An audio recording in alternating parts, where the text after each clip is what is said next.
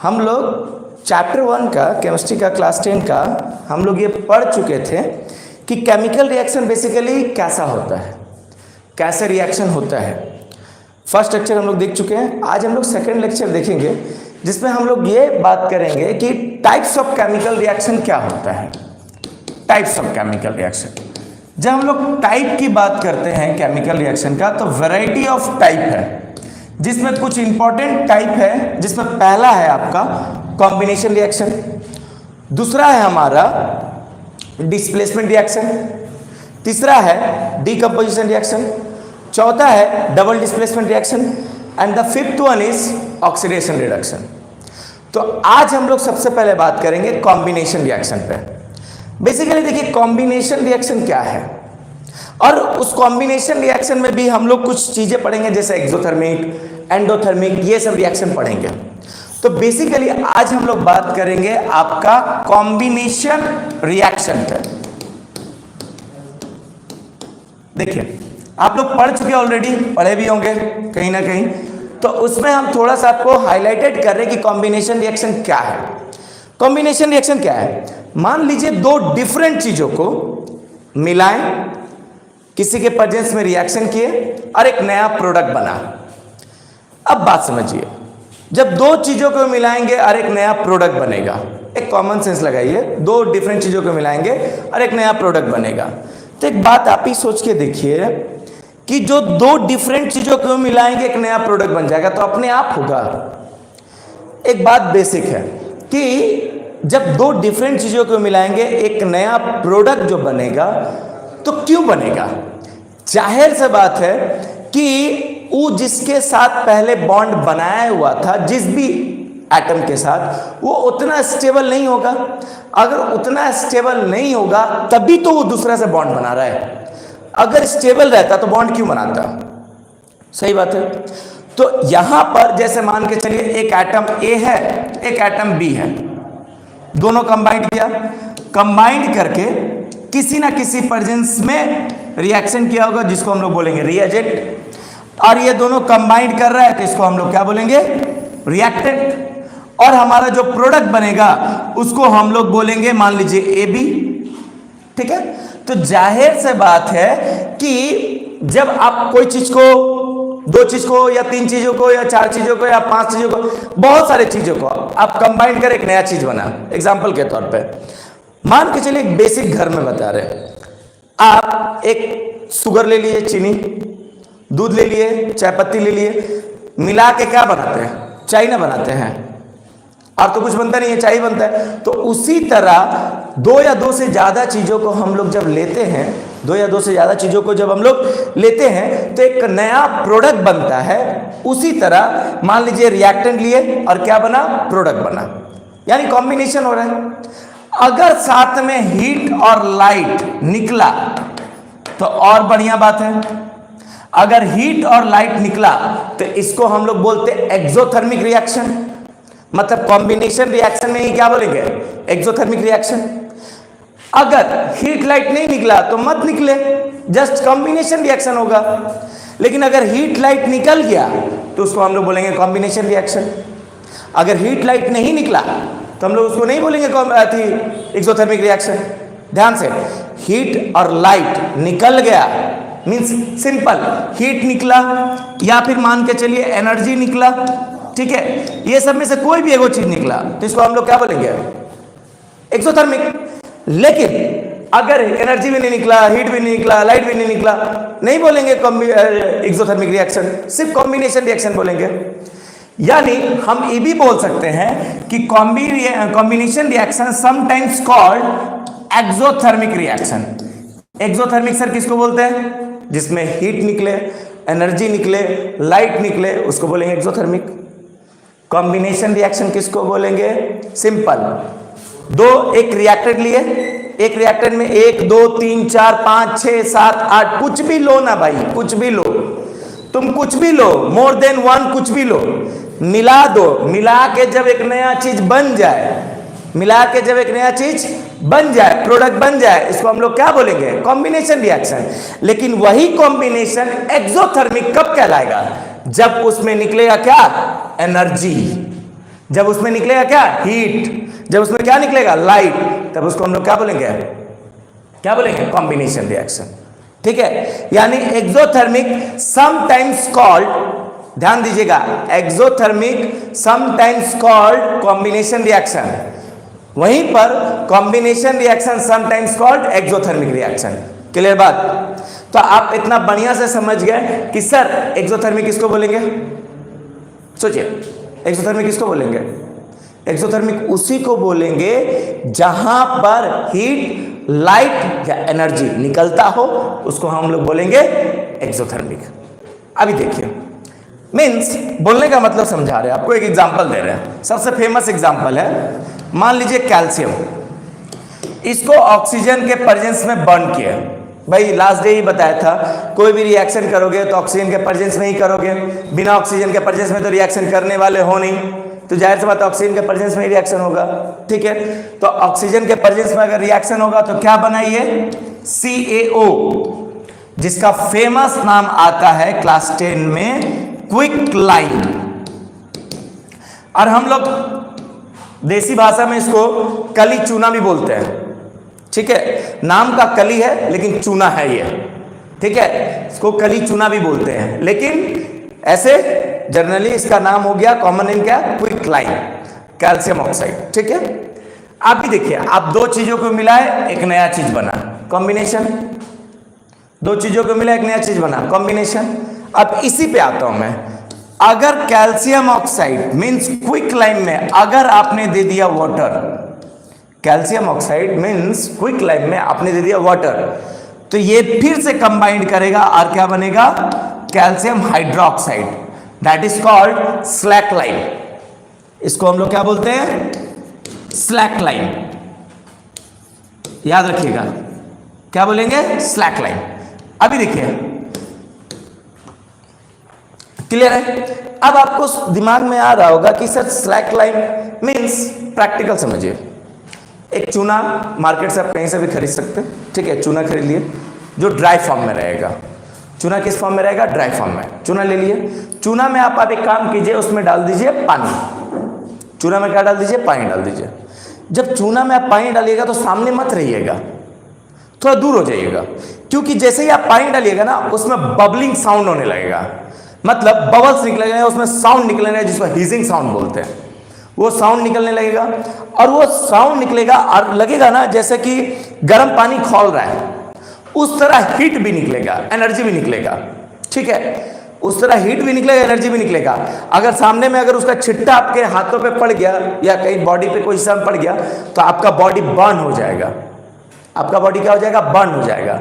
तो ऐसा मत कीजिएगा, घर में कर लीजिए, अलग से कहीं से कंटेनर में चूना डाल लीजिए, उसमें पानी डाल दीजिए, पानी डाल के आप हट जाइए, वो देखिएगा एक साउंड भी होने लगेगा, हीट भी निकलने लगेगा। ठीक है, तो इसको हम लोग बोलते हैं बेसिकली, क्या बोलेंगे इसको, एक्सोथर्मिक, नहीं ना बोलेंगे जी, इसको क्या बोलेंगे, एक्सोथर्मिक। क्लियर है, बात समझ में आया? देख लीजिए, पहले समझो, पहले बात को समझ गए, देख लो बढ़िया से।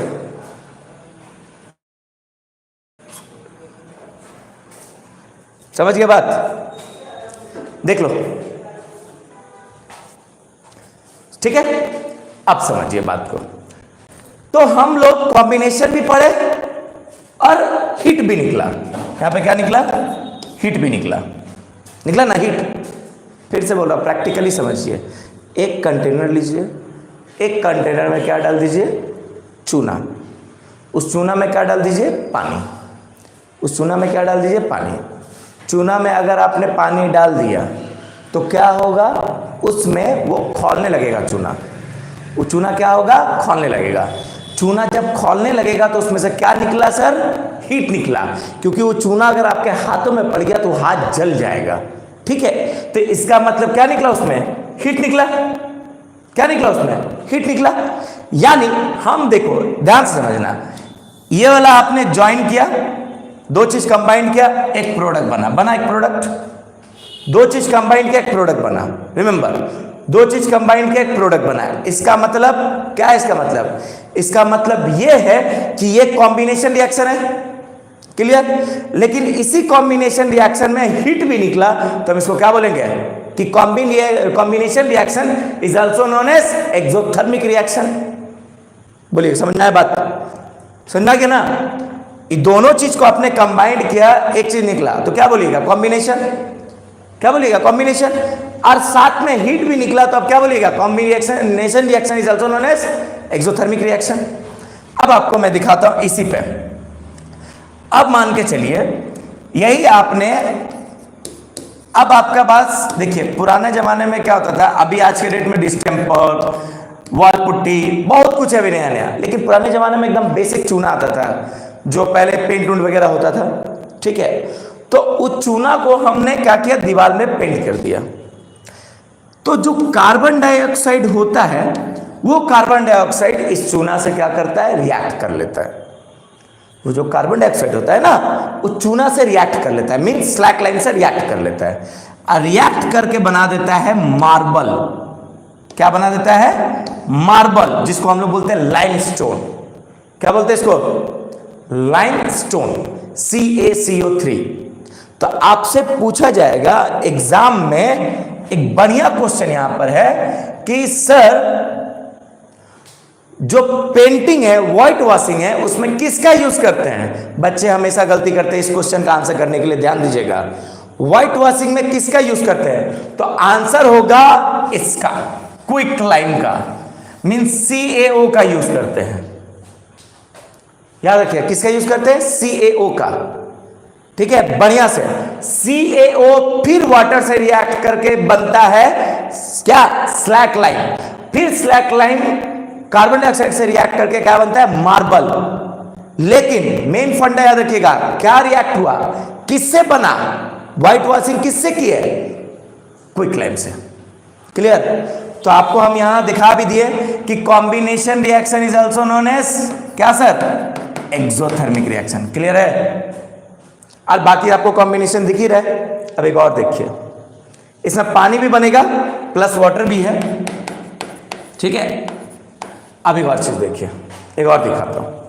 मान लीजिए इस दुनिया में किसी भी चीज को जलाए, लेक्चर 1 में भी मैंने बोला था, इस दुनिया में जो कार्बन होता है उसको बेसिकली हम लोग क्या बोलते हैं, वुड। लेक्चर 1 में बताया था, इसको बोलते हैं वुड। इस दुनिया में तो आप किसी को जलाइए, किसी को, किसके प्रेजेंस में जलाइएगा, ऑक्सीजन के प्रेजेंस में। किसके प्रेजेंस में जलाइएगा, ऑक्सीजन के प्रेजेंस में। क्या प्रोड्यूस करेगा, कार्बन डाइऑक्साइड। क्या प्रोड्यूस करेगा, कार्बन डाइऑक्साइड प्रोड्यूस करेगा ना जी। दूसरा, अगर मान लीजिए H2 और O2 कंबाइंड किए, आपको पता है हाइड्रोजन का और ऑक्सीजन का जो बनता है, कॉम्बिनेशन करता है, क्या बनता है, वाटर बनता है ना, ये भी कॉम्बिनेशन हुआ। यानी यहां पर देखिए, ये दोनों कंबाइन करके ये बना, ये दोनों कंबाइन करके ये बना, ठीक है। फिर इधर में भी ये कंबाइन करके ये बना, ये कंबाइन करके ये बना, ये कंबाइन करके ये बना। मतलब कॉम्बिनेशन रिएक्शन का इतना सारा क्या है, एग्जांपल्स है। बट हम बार बार बोल रहे हैं कॉम्बिनेशन रिएक्शन नहीं आने वाला एग्जाम में। एग्जाम में क्या आने वाला है, कॉम्बिनेशन रिएक्शन को एक्सोथर्मिक रिएक्शन क्यों बोलते हैं, इसका एग्जाम्पल आएगा। जिसमें पहला एग्जांपल मैंने दिया क्या, कि combination reaction is also known as exothermic reaction due to this, क्या, quick lime react with water to produce slack lime plus energy या हीट। यानी इसका मतलब है कि इसको हम लोग क्या बोलेंगे, इसको हम लोग क्या बोलेंगे कि क्विक लाइम जो है, जो क्विक लाइम है वो क्या है, वो क्या है, वो वाटर से रिएक्ट करके क्या बना रहा है, स्लैक लाइन बना रहा है। जो क्विक लाइम है वाटर से रिएक्ट करके क्या बना रहा है, स्लैक लाइन बना रहा है। और साथ में क्या दे रहा है, क्या बोल,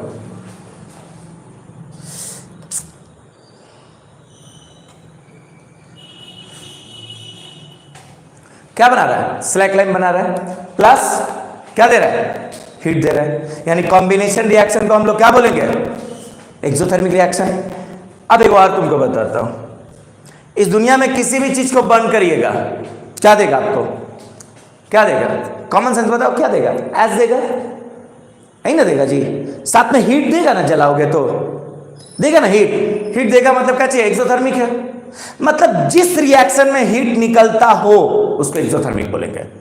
जिस रिएक्शन में क्या निकलता हो, हीट निकलता हो, उसको क्या बोलेंगे, एक्सोथर्मिक। सिंपल सा बात बता रहा हूं, जिस रिएक्शन में हीट निकलता हो उसको एक्सोथर्मिक। क्लियर, क्लियर हो गया बात, अब समझा रहे हैं। एक और फेमस एग्जांपल है, हम लोग बायोलॉजी का है, जैसे हम लोग खाना खाते हैं तो क्या होता है, बॉडी के अंदर क्या जाता है, ग्लूकोज, जिसका फॉर्मूला क्या है, C6H12O6, यही तो क्या है फॉर्मूला, C6H12O6, है ना। देख लीजिए ये किसका फॉर्मूला है, ग्लूकोज का है। ये ग्लूकोज आया कहां से, जो आपको फूड से मिलता है ग्लूकोज। अब आप सांस लेते हैं तो सांस लेते हैं तो अंदर में क्या जाएगा, ऑक्सीजन गैस जाएगा, ऑक्सीजन गैस। ये ऑक्सीजन गैस इस फूड को क्या करेगा, फूड को क्या करेगा, ब्रेक डाउन कर देगा, ग्लूकोज को ब्रेक डाउन करेगा किसमें, कार्बन डाइऑक्साइड प्लस वाटर में। तो आप लोग एक और चीज ध्यान दीजिए, जब हम लोग कभी कभी बोलते भी है ना तो बढ़िया से अपने आप को ऐसे मुंह रख के देखेंगे ना तो लगेगा मुंह से हल्का हल्का कुछ मॉइस्चर टाइप निकल रहा है। मतलब क्या निकल रहा है, वाटर मीन्स, और क्या निकल रहा है, मुंह से बोल रहे तो क्या निकल रहा है, कार्बन डाइऑक्साइड। यही ना प्लांट लेता है जी, तो कार्बन डाइऑक्साइड निकल रहा है, साथ में इसका क्या निकलता है, एनर्जी। आप लोग पढ़े होंगे ATP, ये सब एनर्जी पढ़े होंगे बायोलॉजी में। तो हमको बेसिकली क्या मतलब है, क्या निकला, एनर्जी निकला। मतलब इसको भी क्या बोल सकते हैं, combination reaction is also as exothermic reaction. एक और एग्जांपल बताता हूं, डीकंपोजिशन ऑफ वेजिटेबल। जब कोई वेजिटेबल का डीकंपोजिशन होता है तो उसमें भी क्या निकलता है, एनर्जी निकलता है। उसमें भी क्या निकलता है, एनर्जी निकलता है। उसको भी हम लोग क्या बोलते हैं, एक्सोथर्मिक रिएक्शन। यानी एक्सोथर्मिक किसको किसको बोलेंगे सर, एक्सोथर्मिक किसको किसको बोलेंगे, तो sir variety of example exothermic का, वैरायटी ऑफ एग्जांपल एक्सोथर्मिक का। ठीक है, तो आपको सबसे पहले ये जान लेना है कि सर कॉम्बिनेशन रिएक्शन क्या है। फाइनली फिर से बताता हूं, कॉम्बिनेशन रिएक्शन क्या है, दो या दो से ज्यादा चीजों को आप मिलाएं, मिला के एक नया प्रोडक्ट बना, कॉम्बिनेशन। सिंपल, ज्यादा कुछ नहीं है। दो या दो से ज्यादा चीजों को एक साथ मिलाएं, मिला के क्या हुआ, ब्रेक डाउन हुआ बॉन्ड का, इनिशियल बॉन्ड का ब्रेक डाउन हुआ, एक नया बॉन्ड का फॉर्मेशन हुआ। मींस दो या दो से ज्यादा चीजों को आप लिए, कंबाइंड किए, कंबाइंड करके एक नया चीज बना, उसको हम लोग बोलते हैं कॉम्बिनेशन। आपसे कभी एग्जाम में नहीं पूछेगा, आपसे क्या पूछेगा, कॉम्बिनेशन रिएक्शन को एक्सोथर्मिक कहां कहां बोलते हैं। तो पहला, कॉम्बिनेशन रिएक्शन को एक्सोथर्मिक कहां बोलेंगे सर, यहां पे देखिए निकला, हीट या एनर्जी।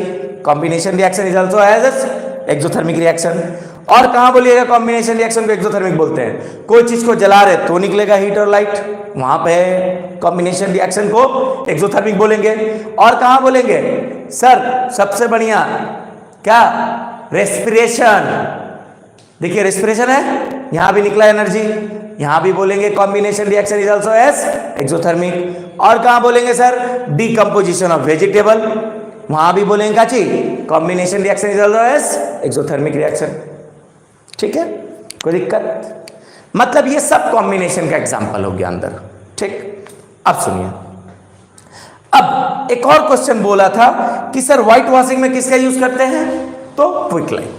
बताइए यहां तक समझ में आ गया, समझ में आ गया होगा, कोई दिक्कत नहीं है कि कॉम्बिनेशन रिएक्शन का एग्जांपल वैरायटी एग्जांपल है, कुछ भी दे सकते हैं आप। लेकिन कॉम्बिनेशन रिएक्शन को एक्सोथर्मिक कितने जगह पे बोला मैंने, 3 प्लेसेस पे। एक, quicklime react with water to produce slack lime plus heat, ये एक, कोई भी चीज को बर्न करेंगे वहां पे। तीसरा कहां बोला मैंने, रेस्पिरेशन। चौथा भी कहां बोला मैंने, डीकंपोजिशन ऑफ वेजिटेबल। क्लियर है, 4 जगह पे मैंने बताया है कि कॉम्बिनेशन रिएक्शन को एक्सोथर्मिक बोलेंगे। क्लियर हो गया बात। अब आते हैं reaction number 1 complete. Reaction number 2, displacement. Displacement reaction, तो डिस्प्लेसमेंट पढ़ने से पहले हम लोग डीकंपोजिशन पढ़ लेते, ज्यादा बेहतर रहेगा। ये थोड़ा डिस्प्लेसमेंट इजी है, डीकंपोजिशन में थोड़ा सा क्वेश्चन ज्यादा है, इसीलिए पहले इसी को पढ़ लेते हैं। क्योंकि डिस्प्लेसमेंट पढ़ने जाइएगा फिर उसमें इजी है थोड़ा, और मतलब क्या है, रिएक्टिविटी सीरीज याद रखना है, मतलब potassium, sodium, calcium, magnesium, aluminium, zinc, iron, lead, ऐसे करके याद कर लेना है, रिएक्टिविटी सीरीज, काम खत्म हो जाएगा। और कुछ ज्यादा नहीं है, इसमें क्वेश्चन ज्यादा आता है डीकंपोजिशन में। सर जैसे आप बताइए, कंबाइंड किए थे कोई चीज को, एक प्रोडक्ट बना, हीट निकला, लाइट निकला। उसी तरह जब डीकंपोजिशन रिएक्शन लिखिएगा ना तो opposite of combination, opposite of combination reaction sir, ध्यान से, opposite of combination reaction. Clear है बात? मतलब डीकंपोजिशन रिएक्शन क्या होता है? कॉम्बिनेशन रिएक्शन का उल्टा होता है। मींस कॉम्बिनेशन रिएक्शन में क्या किया, दो डिफरेंट चीजें लिए, एक कंबाइन करके एक बनाए। डीकंपोजिशन क्या होगा, एक बड़ा चीज लेंगे, उसको अलग अलग करके दो छोटे छोटे चीजों में बनाएंगे, या दो अलग डिफरेंट चीजों में बनाएंगे। यही तो होगा डीकंपोजिशन ना। कॉम्बिनेशन का उल्टा डीकंपोजिशन। तो कॉम्बिनेशन क्या था? एक्सोथर्मिक। तो डीकंपोजिशन क्या हो जाएगा? एंडोथर्मिक। मतलब यहां पर क्या लेगा? हीट और लाइट। और यहां पर क्या लेगा? हीट और लाइट ये लेगा और रिएक्शन कराएगा। बात समझ गया? क्लियर हुआ बात? फिर से समझ लीजिए। कॉम्बिनेशन में क्या था? कॉम्बिनेशन रिएक्शन क्या था? जहां पर कोई चीज दो डिफरेंट चीजें कंबाइंड करेगा और हीट और लाइट निकलेगा, मतलब एक्सोथर्मिक के फॉर्म में। और यहां पर डीकंपोजिशन क्या है? एक कोई बड़ा चीज होगा, कोई कंपाउंड होगा, उसको ब्रेक डाउन करके डिफरेंट चीजों में बनाएंगे, वो क्या होगा? डीकंपोजिशन। मतलब यहां पर क्या होगा कि यहां पर बकायदा हीट और लाइट एनर्जी सप्लाई करना होगा। मतलब ये एनर्जी क्या करेगा? गेन करेगा। जब एनर्जी गेन करके डीकंपोजिशन होगा। बात समझ में? एक प्रैक्टिकल समझो। मान लो इस दुनिया में कोई भी चीज बन चुका है, जो अब उसको तोड़ना है। जैसे एक एग्जांपल दे रहा हूं, घर बनाते हैं हम लोग। तो घर बनाते हैं क्या? ईटा वगैरह, जो भी ब्रिक्स वगैरह, बालू, सैंड सब मिला के घर रेडी होता है। ये कॉम्बिनेशन हुआ एक घर बनाने के लिए। लेकिन वही घर को फिर तोड़ना है तो क्या करना होगा? खाली हथौड़ी से तोड़ देंगे? उसके लिए बहुत सारा सामान लगेगा ना। तो वही तोड़ना है, मीन्स एक कंपाउंड को तोड़ के अलग अलग चीज करना है, तो उसको हम लोग क्या बोलेंगे? डीकंपोजिशन। और जब उसमें क्या लगेगा? एनर्जी लगेगा, तो उसको हम लोग क्या बोलेंगे? एंडोथर्मिक। क्लियर? इसमें एनर्जी लगेगा तो क्या बोलेंगे इसको? एंडोथर्मिक। अब देखिए, अब इसका वैरायटी ऑफ टाइप्स होता है। एक हीट दे के काम होता है, एक लाइट दे के काम होता है, एक इलेक्ट्रिसिटी दे के काम होता है। कितने टाइप में काम करता है? एक हीट दे के आप कंपाउंड को तोड़ सकते हो, जो सिलेबस में वही बता रहा हूं। एक हीट दे के कंपाउंड को तोड़ सकते हो, एक इलेक्ट्रिसिटी दे के कंपाउंड में को तोड़ सकते हो, और एक आप सनलाइट दे के, मतलब लाइट दे के कंपाउंड को तोड़ सकते हो। बेसिकली तीन। एक क्या बोला मैंने? हीट दे के कंपाउंड को तोड़ना, एक इलेक्ट्रिसिटी कंपाउंड दे के कंपाउंड को तोड़ना, एक सनलाइट दे के कंपाउंड को तोड़ना। किसको किसको बोला? एक हीट और एक क्या? सनलाइट, और एक क्या? इलेक्ट्रिसिटी। क्लियर है? एक हीट, सनलाइट, इलेक्ट्रिसिटी। तो सबसे पहले हीट पे आते हैं सर। देखिए एक एग्जांपल है बहुत फेमस, FeSO4। पहले मैं बात बता दूं, इसमें वाटर का मॉलिक्यूल्स भी होता है जिसका नाम है 7H2O। कितना वाटर का मॉलिक्यूल्स? 7H2O। लेकिन नहीं है सिलेबस में, आप मत पढ़ो, कोई जरूरत नहीं है। लेकिन एक बात बताता हूं, 7H2O की वजह से इसका कलर क्या होता है? ग्रीन होता है। याद रखना, 7H2O की वजह से इसका कलर क्या होता है? ग्रीन होता है। कितने H2O की वजह से? 7H2O की वजह से ही ग्रीन होता है। अब मान लो ग्रीन कलर है, ठीक है। अब इसको तोड़ो, तोड़ो इन द सेंस क्या करो? हिट दो, हिट दो। हिट दिए क्या हुआ? Fe2O3। क्या बना? Fe2O3। यहां पर Fe का ब्रैकेट में 3 लिखा रहेगा बुक में। 3 का मतलब है कि Fe का वैलेंसी यहां पे कितना है? 3 है। Fe का वैलेंसी कितना है? 3 है। जब वैलेंसी 3 होगा तो उसको बोलते हैं फेरिक, और जब वैलेंसी 2 रहता है उसको बोलते हैं फेरस। जब वैलेंसी 3 तो फेरिक, 2 तो फेरस, तो यहां पे क्या हो जाएगा? Ferric oxide. ठीक है। प्लस और क्या बनेगा सर? रिमेंबर, मैं एक बात आज लिख देता हूं, क्लास 10 के लिए हमेशा काम आएगा। SO4 हमेशा टूटेगा SO3 SO2 में। शॉर्टकट है, हर जगह काम नहीं आता है, लेकिन 10 तक काम आ जाएगा आपका। CO3 हमेशा होगा CO2 में, NO3 हमेशा होगा NO2 और O2 में। रिमेंबर, ये आप हमेशा याद रख लीजिएगा, आपका बेनिफिट बहुत देगा। जिसको शॉर्टकट मारना है, जिसको नहीं मारना है वो आप सीख सकते हैं। फिर से बोल रहा, FeSO4 का कलर ग्रीन, टूट के बना Fe2O3, किसके प्रेजेंस में? हीट के प्रेजेंस में। साथ में क्या निकलेगा? SO3 और क्या मैंने लिखा था देखो, SO2। क्लियर है? सही है कि गलत है? पहले देख लो। देखो, कोई भी चीज करने से पहले आपको सबसे पहले रिएक्शन को बढ़िया से डीपली समझना होगा। नहीं समझिएगा तो आंसर आधा अधूरा करने से आपका बहुत दिक्कत होने वाला है। बोलो, पहले समझ गए? यहां तक देख लीजिए पहले। कोई डाउट है? FeSO4 का कलर ग्रीन, टूटा Fe2O3 plus SO3 plus SO2। अब एग्जाम में सुनिए क्वेश्चन क्या पूछता है। क्वेश्चन पूछता ये है कि आपको ये नहीं पूछेगा हीट के प्रेजेंस में कौन रिएक्शन होता है, आपसे पूछेगा कि जो FeSO4 ग्रीन कलर का था वो टूटने के बाद कौन सा कलर हो गया। क्वेश्चन समझिएगा, टूटने के बाद कैसा कलर हो गया? तो आंसर होगा रेडिश ब्राउन। क्या कलर हो जाएगा? Reddish brown. अलग अलग बुक में अलग अलग चीज लिखा हुआ है, लेकिन मेन आंसर है रेडिश ब्राउन। क्लियर हो गया बात? समझ गए हीट के प्रेजेंस में कोई रिएक्शन? देख लो पहले, नहीं समझा बोलना, हीट के प्रेजेंस में रिएक्शन बोलो। क्लियर हो गया यहां तक? ठीक, एक और एग्जांपल देता हूं जो सबसे फेमस एग्जांपल है, इसको भी नोटिस कीजिएगा। मतलब डीकंपोजिशन क्या हुआ? एक बड़ा सा कंपाउंड लिया और 3 डिफरेंट चीजों में टूट गया। एक बड़ा सा कंपाउंड लिया, 3 डिफरेंट चीजों में टूट गया। टूटा ना? एक फेरिक ऑक्साइड, एक सल्फर ट्राइऑक्साइड, एक सल्फर डाइऑक्साइड। किसके प्रेजेंस में रिएक्शन हुआ? हीट के प्रेजेंस में। Fe2O3 का कलर रेडिश ब्राउन। क्लियर? अब देखिए, यहां SO4 दे दिया, SO3 SO2। अब आगे दिखाता हूं, एक और लिखता हूं, CaCO3। ये किसमें बनेगा सर? ये भी हीट के प्रेजेंस में। CaO प्लस क्या? CO2। मैंने लिखा था यहां पर, देख लो। CO3 किसमें टूटेगा? CO2 में। तो देखो CaCO3 CaO, एक और क्या बचा? बना CO2 बन गया। अब एक बात फिर एगो लिए, के बना 2 गो। और मैंने थोड़ी देर पहले इसका नाम बताया था सर, क्या? क्विकलाइन। इसका मैंने नाम बताया था क्या? मार्बल या लाइमस्टोन बताया था ना। तो यहां पर देखो, एक बड़ा चीज क्या 2 डिफरेंट चीजों में टूट गया। क्लियर है? समझ रहे हो?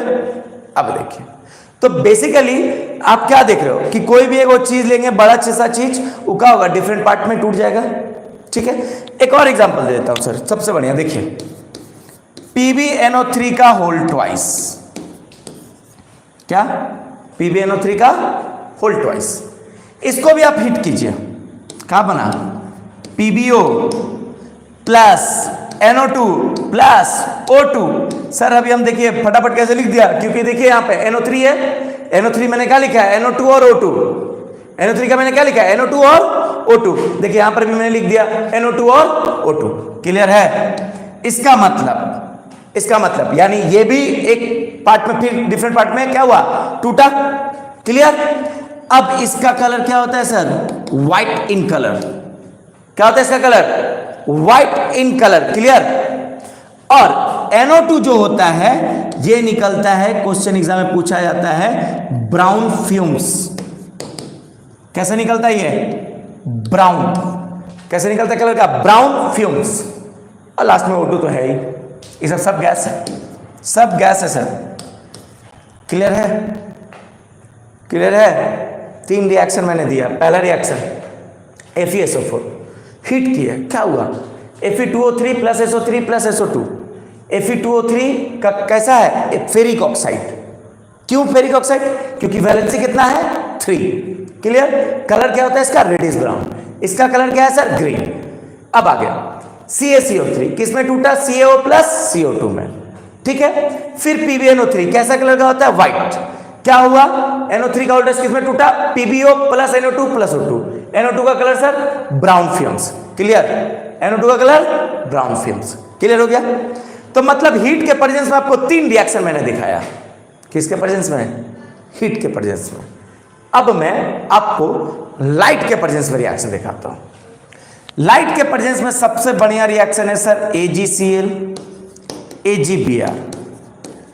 तो AgCl और AgBr का रिएक्शन कराना है किसके प्रेजेंस में सर? सनलाइट के प्रेजेंस में।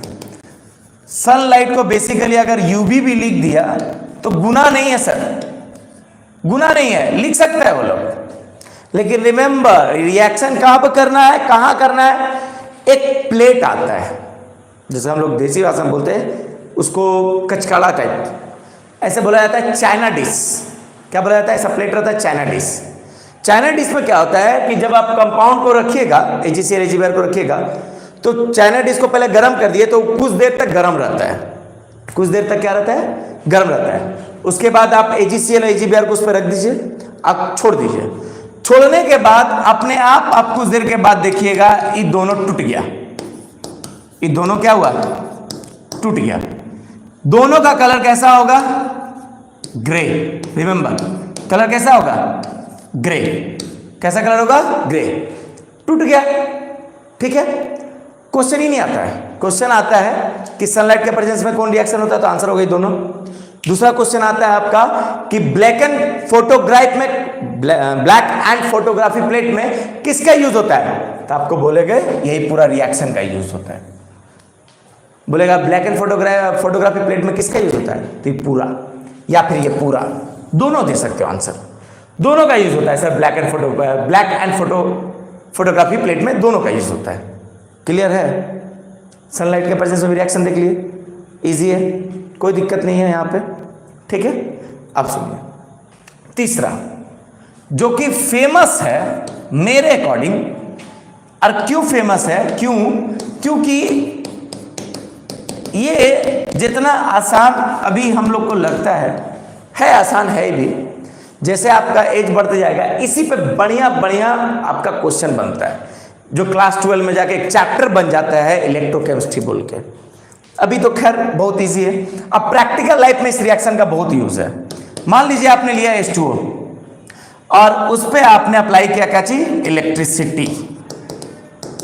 क्या यूज किया? इलेक्ट्रिसिटी, ठीक है। ये टूट गया H2 प्लस O2 में। किस में टूट गया सर? H2 प्लस O2 में। शॉर्टकट के लिए बता दूं, H2 हमेशा निकलेगा किससे सर? कैथोड से। और O2 किससे निकलेगा सर? एनोड से। याद रखिएगा, ये छोटा सा क्वेश्चन है बट इंपॉर्टेंट क्वेश्चन है। किससे निकलेगा H2? कैथोड से।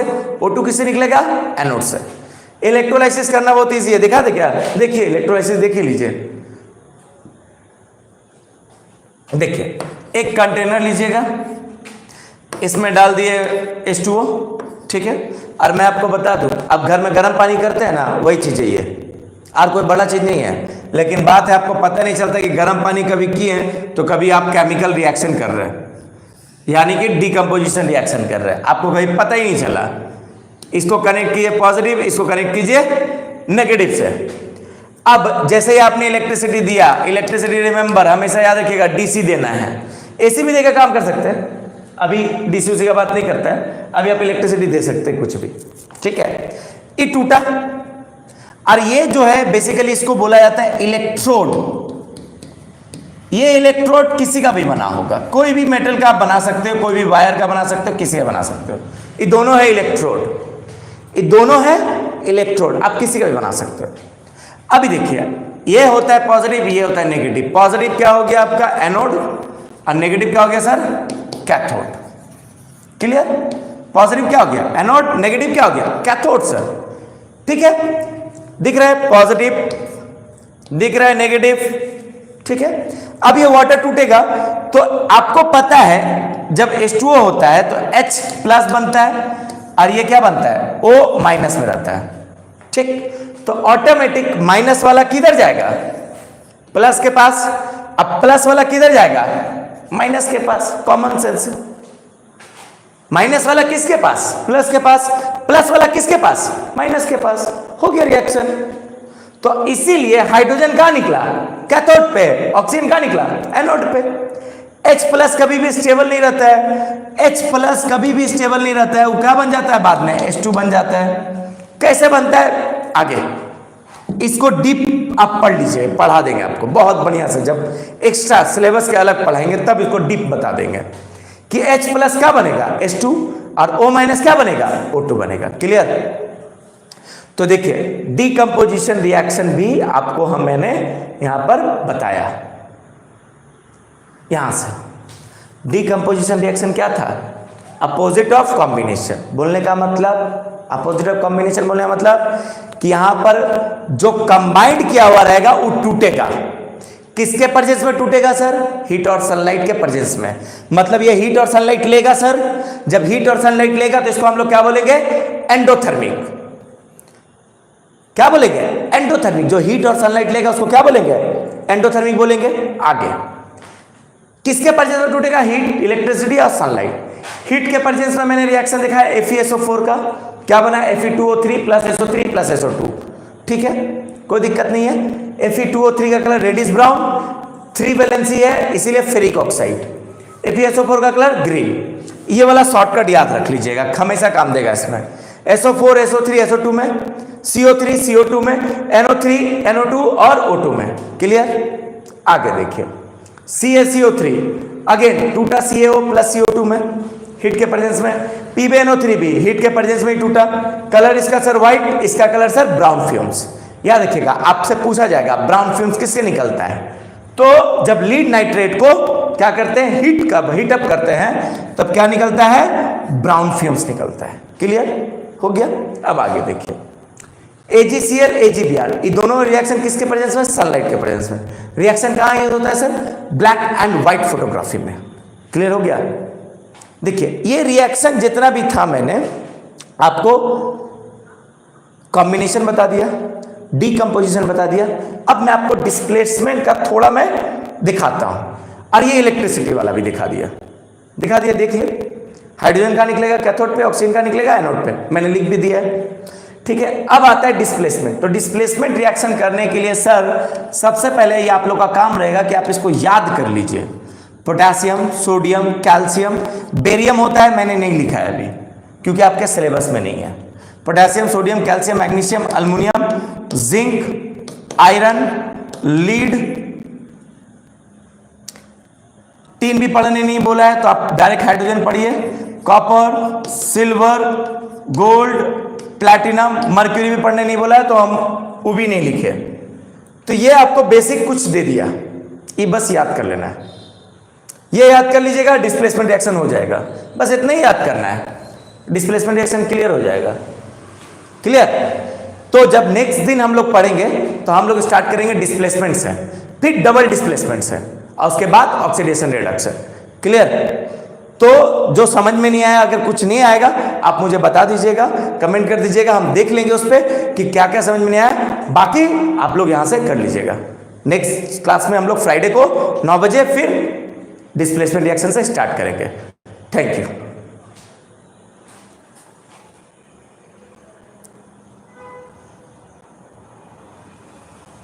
38 मिनट हो गया।